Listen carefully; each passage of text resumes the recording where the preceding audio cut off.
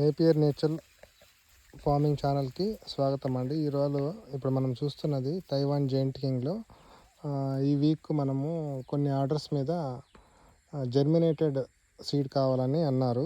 So అదేంటో నేను చూపిస్తాను చూడండి. ఇప్పుడు ఇట్లా హెడ్స్ కట్ చేసిన తర్వాత మనకి ఇట్లా మొలకలు వస్తాయి అన్నమాట. ప్రతి కన్నులో నుంచి మొలకలు వస్తాయి.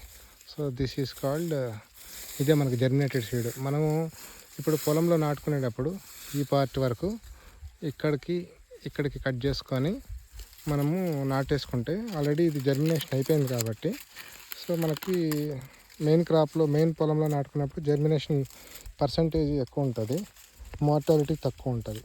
అంటే చనిపోయే శాతం తక్కువ ఉంటుంది, బతికే శాతం ఎక్కువ ఉంటుంది అనమాట. ఇప్పుడు చూడండి ఇక్కడ కూడా.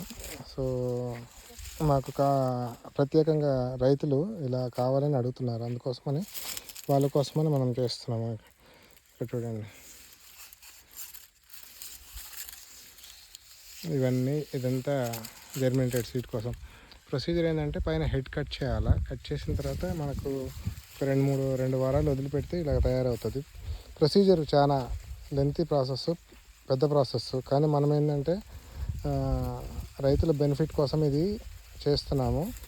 స్టిల్ మనం 1 రూపీయే ఛార్జ్ చేస్తున్నాం. మిగతా వాళ్ళ అందరికన్నా మనది మార్కెట్లో చూసుకుంటే ప్రైస్ కూడా తక్కువే. కావాలనుకున్న రైతులు నా నెంబర్కి కాల్ చేసి తీసుకోవచ్చండి. ఆర్డర్ పెడితే నేను వీటిని తయారు చేసి ఇస్తాను. అంటే కొద్దిగా నాకు 1 వీక్ టైం ఇవ్వాలి మీరు యాక్చువల్గా ఇట్లా తయారు చేయడానికి. 1 వీక్ to 10 days. ఓకే, నమస్తే అండి.